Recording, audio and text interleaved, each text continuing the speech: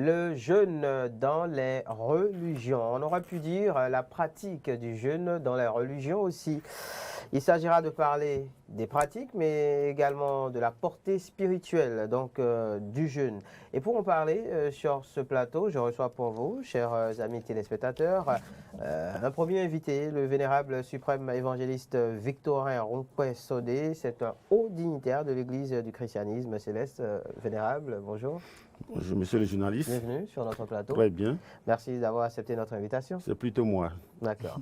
Juste en face de vous, je reçois l'imam Yakoubou Malam Idi Mustafa. C'est un prédicateur et conseiller spirituel.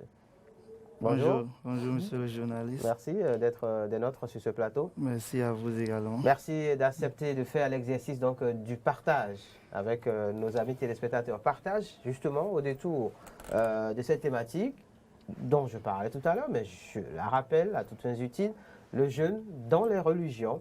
On a bien dit les religions, donc on va parler de plusieurs religions.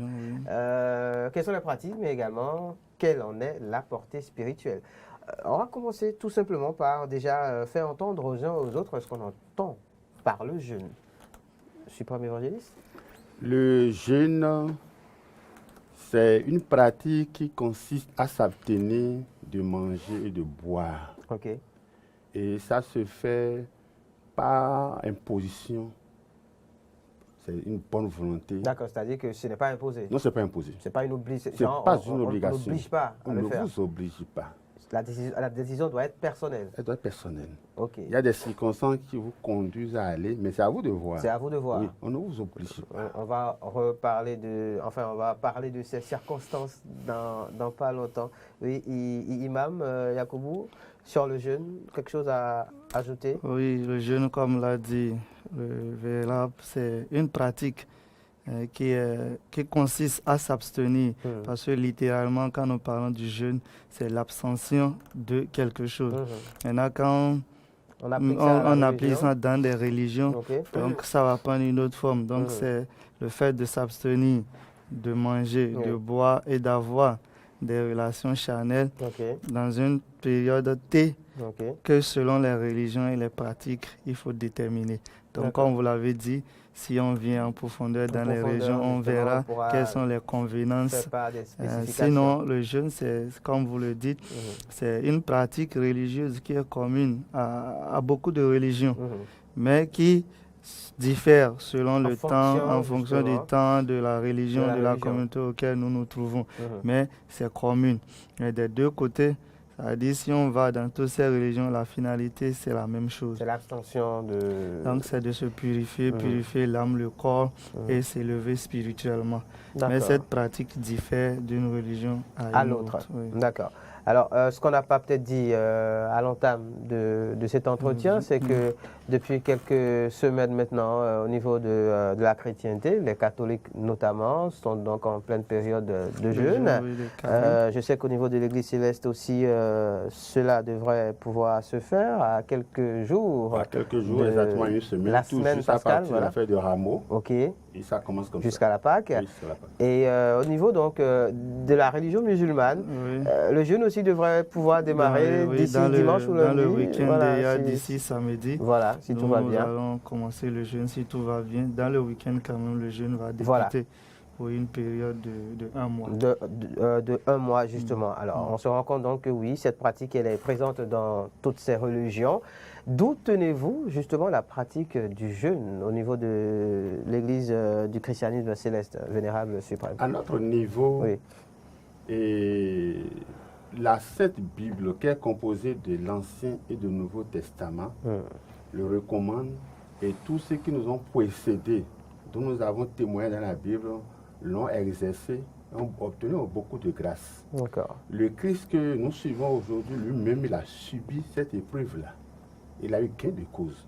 À partir de cet instant, ça fait partie des dogmes de l'Église. Absolument. Voilà. D'accord. Dogme aussi au niveau de la religion musulmane? La religion musulmane, les sources de législation, nous les connaissons, c'est deux, le glorieux Coran et la tradition du noble prophète Mohammed sallallahu alayhi wa sallam. Et sur ce concernant le jeûne, dans le glorieux Coran, le chapitre 2 qui s'intitule La vache, et au niveau du verset 183, là Dieu donne l'obligation du jeûne. Et dit, vous qui avez la foi, on vous a prescrit le jeûne, comme on l'a prescrit à ceux, au peuple qui sont venus avant vous, peut-être atteindrez-vous la piété. Donc c'est à travers ce jeûne, Dieu nous rend obligatoire la pratique du jeûne. Et également, si on vient dans la tradition prophétique, donc il y a des paroles du prophète sallallahu alayhi wa sallam qui montrent la nécessité du jeûne. Et de surcroît, ce jeûne du mois de Ramadan que vous venez d'annoncer, c'est l'un des piliers de notre religion. De la religion musulmane. Et lorsqu'on parle de piliers, donc vous savez ce que ça veut dire, ça fait partie des fondements. Je rejoins le Vénérable Suprême en disant que ça fait partie du dogme de la religion musulmane. Donc si tu es musulman, tu dois jeûner. C'est un principe dogmatique. Quand on est musulman, on doit jeûner. Quand on est aussi de l'église du christianisme céleste, on doit jeûner. L'église catholique également. L'église catholique, voilà. Dans la chrétienté, en tout cas, dans la chrétienté, il faut également jeûner. C'est dire forcément que cette pratique du jeûne relève quand même d'une importance capitale et devrait pouvoir comporter justement des bénéfices pour le fidèle croyant qui la pratique, pour parler justement de la pratique du jeûne. Mais avant que de parler justement de ses bénéfices et de la portée spirituelle, voyons maintenant au cas par cas les spécificités liées au jeûne. Dans la chrétienté, par exemple, notamment au niveau de l'église du christianisme céleste, comment ça se passe? Quelles sont les spécificités liées au jeûne? Et principalement chez nous, c'est un cas particulier. Et la recommandation nous demande de nous alimenter une fois dans la journée et le soir après la prière de 19h. D'accord. Elle est un peu prolongée parce que après un jeûne, vous pouvez vous alimenter correctement. Donc il y a une période que vous observez. D'accord. Et ça passe comme ça. Et après cet instant, c'est fini. Vous attendez encore le lendemain au soir. Pour manger. Il y a plusieurs jeûnes. Il y a le jeûne sec où aujourd'hui, nous sommes en train de regretter que les ténors qui le faisaient sont amortis en âge de la chair. Sinon qu'on arrivait à faire 7 jours sans prendre un verre d'eau. Wow. Et quand nous levons, vous affrontez, quelle que soit la puissance du diable, il est atterré, anéanti à jamais. 7 jours sans manger ni boire. 7 jours sans prendre un verre d'eau. Nous l'avons fait. Wow. Pas pour une publicité. Vous l'avez fait? C'était notre mission. D'accord. Voilà. Donc, il y a ces cas-là. Il y a ces cas. Bon, maintenant, ce n'est pas recommandé à tout le monde. Il faut avoir une grandeur spirituelle, avoir un cran pour pouvoir entrer dans ce sillage-là. C'est pas pour rien que vous faites justement partie de ce cercle très fermé aux dignitaires de l'église du christianisme céleste. Alors, imam, oui, quelles sont les spécificités liées aux jeûnes dans la religion musulmane? Oui, dans la religion musulmane, dans le verset qui suit, le verset 183, le verset 182 dit Ayyam Madoudat. Il dit le jeûne sera observé pendant un certain nombre de jours. Donc le nombre de jours est déterminé. Donc la spécificité du jeûne obligatoire chez les musulmans, d'abord, ça a une période. Donc c'est dans le mois de Ramadan, qui dure 29 ou 30 jours. Et ce jeûne a un temps dans la journée. C'est-à-dire c'est depuis l'apparition de l'aube jusqu'au coucher du soleil. Et à l'apparition de l'aube, vous devez prendre un repas que nous appelons sahur, qui est en arabe, et à la rupture aussi, donc vous devez prendre un repas. Donc cette spécificité, peut-être dans d'autres religions, vous avez vu, comme l'a dit le Révérend Père, c'est différent. Parce qu'il y a aussi le jeûne profane.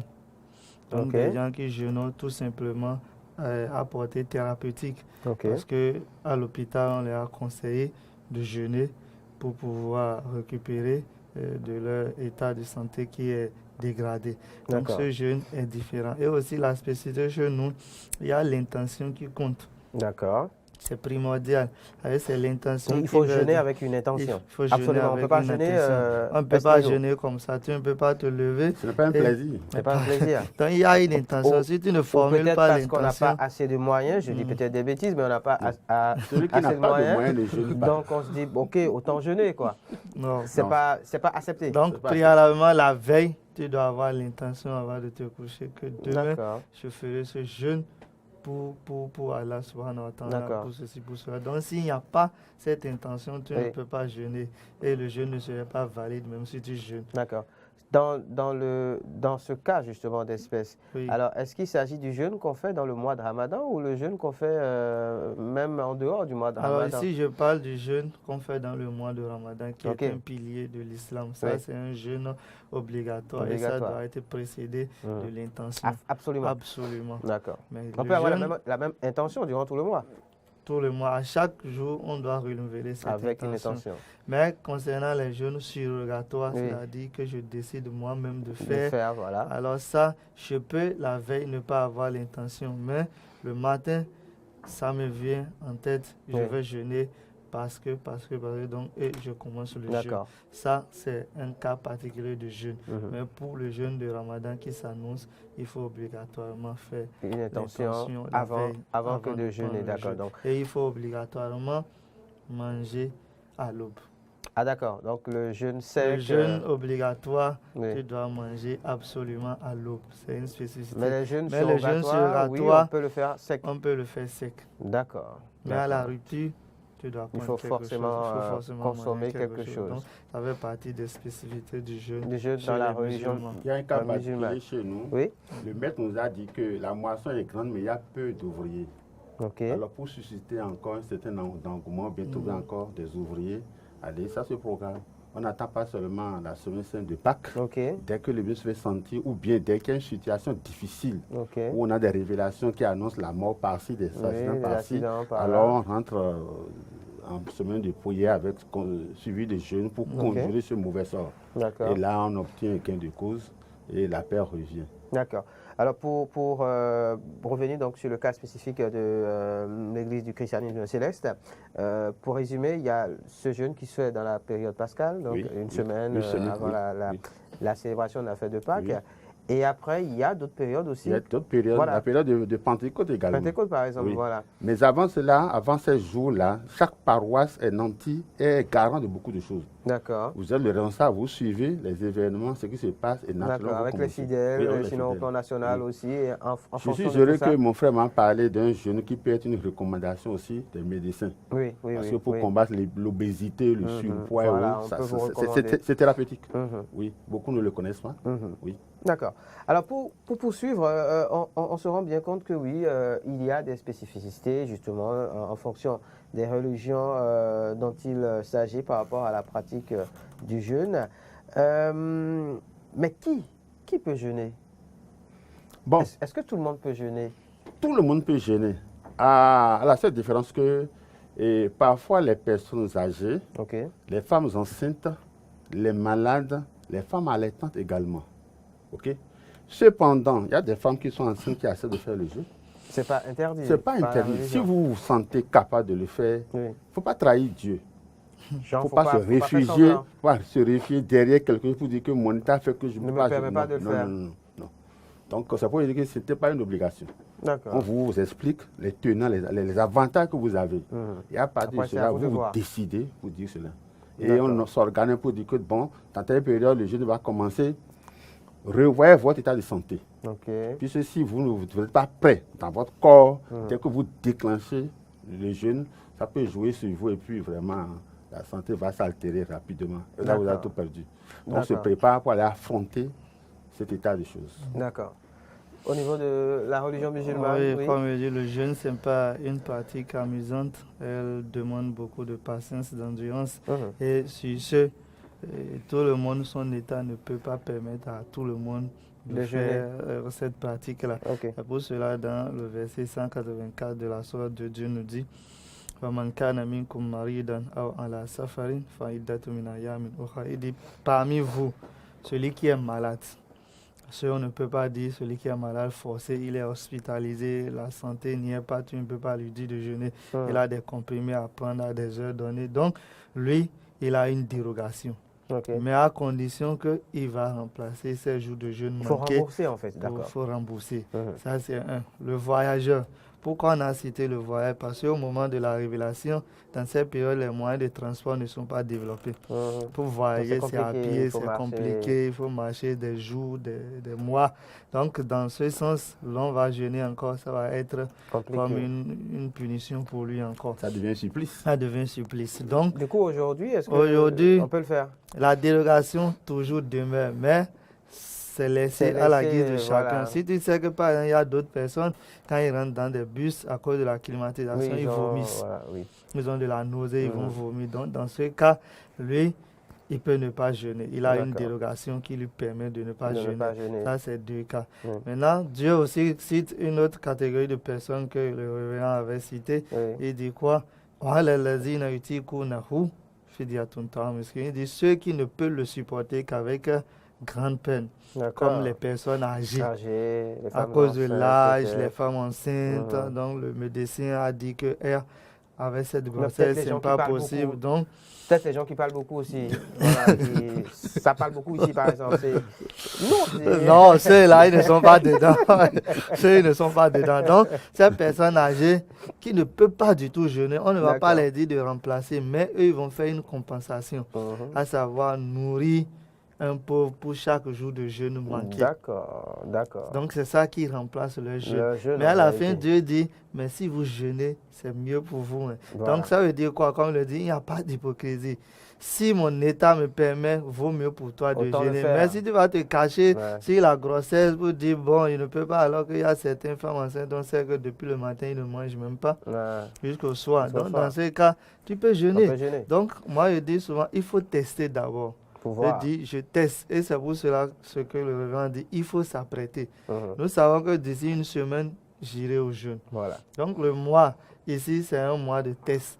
Bon, donc, il faut beaucoup manger. Il faut beaucoup manger. Non, on ne va pas beaucoup manger. Pas dans ce sens. Bon, j'ai un état. Je vais contrôler si cet état va me permettre de jeûner. Donc, je fais un jeûne volontaire, une journée, et pour voir ce que ma santé va répondre. Donc, là, s'il y a quelque chose, je peux m'apprêter du point de vue médical pour que je sois apte. Parce que c'est une période que si on savait ce qui est dedans, on ne va pas rater ça pour des excuses qui ne sont pas fondées. Donc il faut des préparatifs pour être apte sur le plan physique et sanitaire pour pouvoir affronter le jeu. D'accord, vous avez abordé un aspect de cette question justement, aspect sur lequel on revient dans un instant, à savoir ce qu'il y a dedans. Vous parlez de bénéfices, vous parlez finalement de portée spirituelle.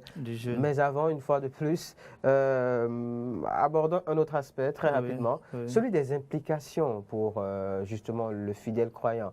Vous parliez du fait qu'il ne faut pas faire semblant, il ne faut pas faire de l'hypocrisie. L'hypocrisie, c'est aussi, par exemple, de se dire qu'on jeûne, de faire croire à tout le monde qu'on jeûne, alors qu'en réalité, derrière, là, c'est une trahison. On va consommer de l'eau ou qu'on va manger. Alors, quelles sont les implications de la pratique du jeûne pour les fidèles croyants?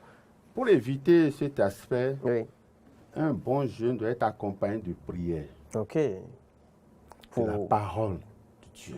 D'accord. Ça va vous ne pas tomber dans la tentation, voilà. C'est ça. Et puis, des louanges. Et il faut savoir qu'il y a une sanctification obligatoire. Vous faites un effort pour modifier votre programme. Vous ne pouvez pas être en train de gêner, vous amuser encore avec les femmes. D'accord. OK? D'accord. Parce que ce jeûne est d'une importance capitale et on ajoute beaucoup de choses comme le carême. Même s'asseoir à regarder la télé, on supprime certaines choses qui vont vous mettre dans la chair.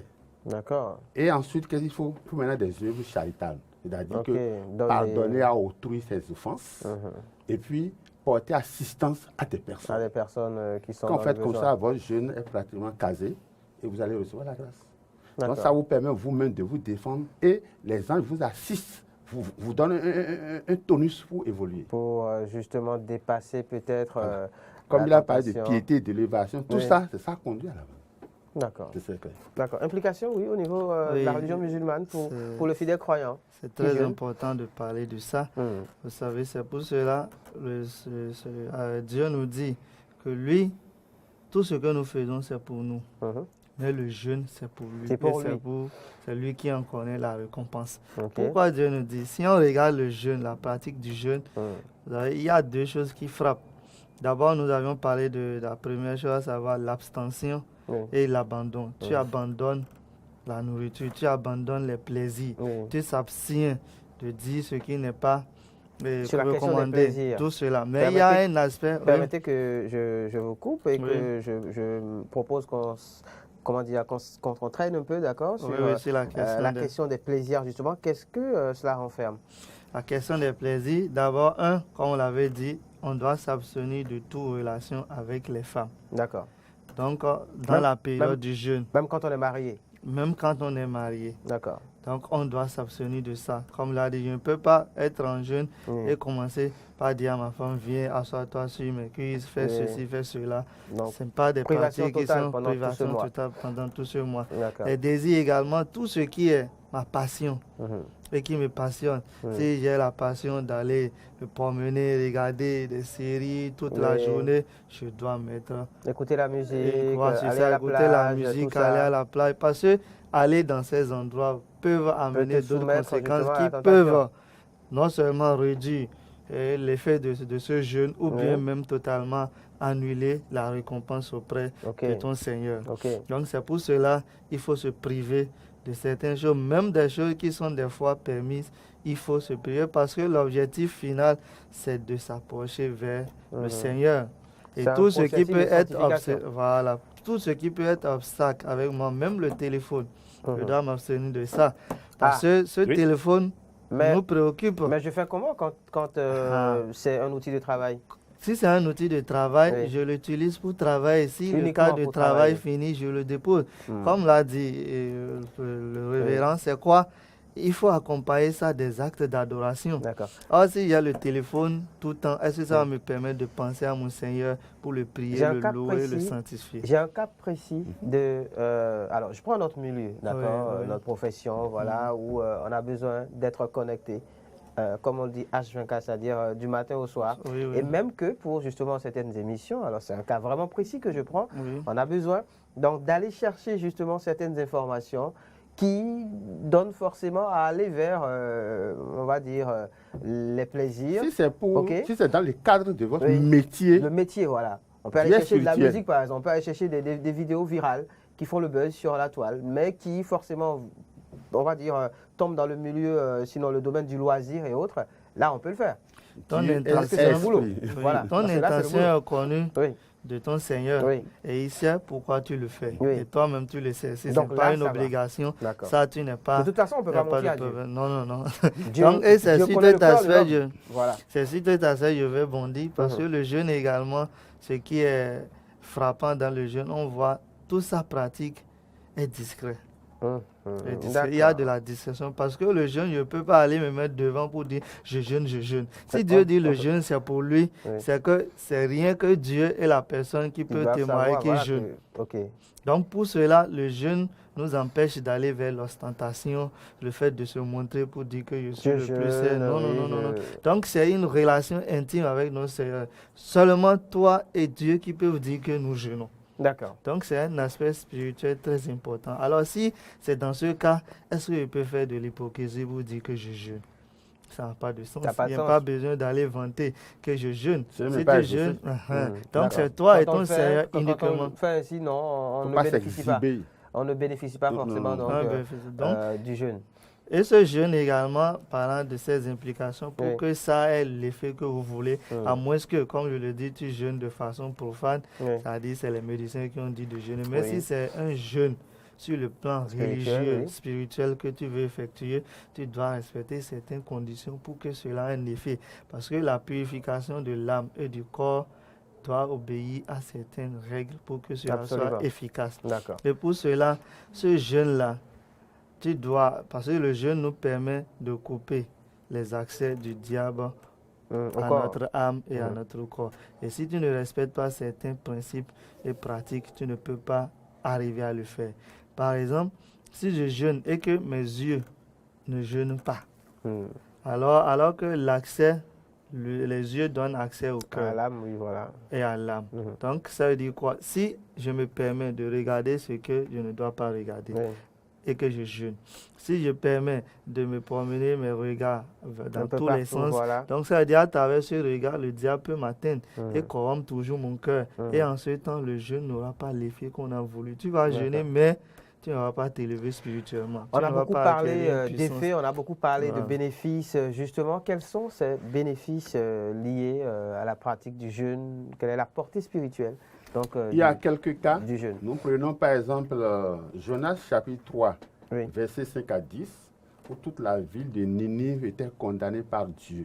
D'accord. Après que Jonas leur a fait la prêche, leur a indiqué les erreurs qu'ils ont commises, le roi à l'époque a sorti un édit qui a demandé que hommes, femmes, grands, petits, jusqu'au bétail doivent jeûner. Et ça a été fait. Wow. Et aussitôt l'Éternel dit, bon d'accord, je vous retire cette punition-là. C'est ça. Il y a un cas comme ça. Wow. Donc, il y a pour obtenir l'absolution de nos péchés, le carême, le jeûne aussi est d'une importance capitale. D'accord. Vous prenez également Matthieu 17, verset 21. Jésus, entre-temps, a pris 3 des apôtres qui sont allés pour la transfiguration. Et au bas, on a amené un malade. Les 9 ont tout fait.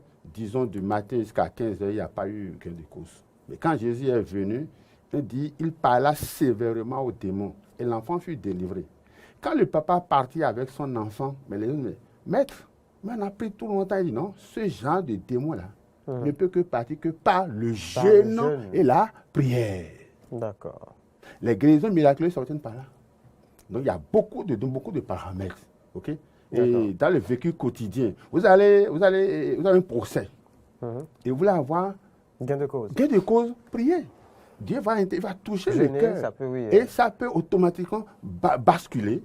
Et Dieu va toucher les cœurs. Ils vont voir que, bon, il y a un côté très important que, attention. Il y a un aspect dont il faut tenir compte. Mais là encore, c'est quand, évidemment, on est, comment dire, on n'est pas celui qui a commis un crime. C'est-à-dire qu'on est innocent. Non, le problème qu'il y a, vous reconnaissez que vous avez commis un crime, vous êtes déjà pécheur. D'accord. Vous vous inclinez. David l'a fait, qu'il a commis un grand péché. D'accord. Et ça a commencé comme ça. Prenons le roi Darius. Quand Daniel a été mis dans la fosse au lion, le roi est rentré chez lui.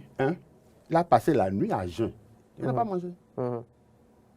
Il a renvoyé la femme qui devait garder le lit. D'accord. Donc, on n'a pas. Il n'a pas eu à dormir toute la nuit. D'accord. Et ça a permis, les anges ont intervenu et David est resté dans la fosse au lion sans égratignure, sans un coup de griffe. Wow. Donc, ça a beaucoup d'avantages. Non, pas monopoliser la parole. Évidemment, puisqu'on n'a pas beaucoup de temps. Imam, oui, portée spirituelle, bénéfice du jeûne d'abord. La religion musulmane. Tout ce qu'il fait, c'est qu'il puisse accéder au paradis. C'est son but. Oui, et être éloigné de l'enfer. Donc, à travers le jeûne, nous obtenons le pardon. Et puis, nous pouvons avoir le paradis par la bénédiction de notre Seigneur. C'est pour cela que le prophète dit, sallallahu alayhi wa sallam, celui qui jeûne un jour avec foi et sincérité dans l'espoir d'avoir l'agrément de Dieu, alors Dieu lui éloigne du feu d'une distance qui sépare le ciel et la terre. Waouh! Un seul jour. En une seule journée. En une seule journée. Donc maintenant, il dit celui qui jeûne tout le mois de Ramadan, alors avec foi et sincérité, dans l'optique d'avoir l'agrément d'Allah, on lui pardonne tous ses péchés passés. Alors, si tes péchés sont pardonnés, qu'est-ce qui empêche que nos invocations soient exaucées? C'est nos péchés. Donc, directement, ce jeûne-là nous permettra que nos souhaits soient exaucés. Et on nous dit, au moment de la rupture du jeûne, tous les vœux que tu formules, toutes les prières que tu adresses à ton Seigneur sont exaucées, ne sont pas rejetées. Absolument. Donc, ça fait partie des bénéfices du jeûne. D'accord. Et également, le jeûneur a une porte spéciale au paradis par lequel il va rentrer, qu'on appelle Ar-Rayyan. Et si on quitte ce plan spirituel et de l'au-delà, même dans la vie mondaine, tu auras des bénéfices spirituels, mais physiques également. Les médecins ont démontré la puissance du jeûne pour régénérer les cellules souches qu'on vend chèrement dans des hôpitaux. On dit si tu jeûnes 3 jours successifs, c'est que tes cellules souches se régénèrent. Le jeûne peut combattre l'hypertension, le diabète, comme on l'avait dit, et beaucoup d'autres maladies. Ça élimine les toxines du corps et tu retrouves la santé. Mais celui qui jeûne, il ne vieillit pas vite. On pense qu'en jeûnant, on va être faible. Non, c'est faux. C'est plutôt le contraire. C'est le contraire. Lorsqu'on jeûne, alors on a plus de force. Parce que les toxines sont éliminées, tout est éliminé, tu te sens zen. Mais ça aussi, ça doit être accompagné des comportements. Parce qu'on voit les gens qui vont rompre le jeûne et se bourrer le ventre. Ça ne se fait pas. Dans le jeûne, il faut même déjà au petit matin, c'est qu'on se donc, ce n'est pas un mois de surconsommation. Ce n'est pas lorsque je jeûne que je vais manger plus. Parce que quand le jeûne, la période du jeûne arrive, les gens se soucient qu'est-ce que je vais manger. Non, ça ne devait pas être ça. C'est comment je peux jeûner pour obtenir. Et ce n'est pas un jeûne comme ça. Lorsque nous mangeons plus que d'habitude, ça veut dire que nous ne pratiquons pas le jeûne. Ce n'est plus un jeûne. Ça veut dire qu'on décale seulement les heures du manger. Voilà. Sinon, il faut manger toujours ce qu'il te faut pour tenir, pour que le corps sente que tu es en train de jeûner. On aborde là justement le dernier aspect, sinon le dernier volet de notre entretien, à savoir donc les conseils que vous auriez à donner aux fidèles pratiquants. Donc déjà oui, le jeûne, c'est pas de surconsommer, enfin ne revient pas à surconsommer, et cela revient plutôt à vraiment, on va dire, alléger la consommation. Oui, on doit sentir que tu jeûnes, on doit avoir un changement dans tes manières de faire, dans tous les sens, dans la globalité de ta vie, le manger, le travail, tout.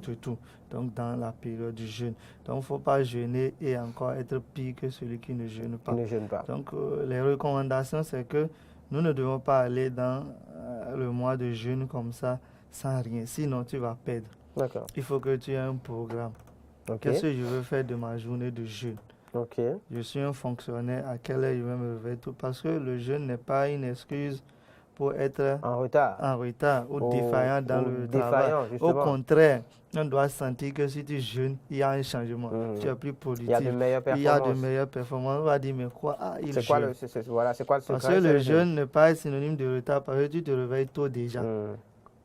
Et tu t'apprêtes pour venir à l'heure au service et tu travailles. Donc, il faut qu'il y ait une programmation professionnelle et spirituelle sur le plan de l'adoration. Comment je vais faire pour avoir le maximum d'adoration et tirer des bénéfices? Parce que l'objectif est de s'approcher de Dieu.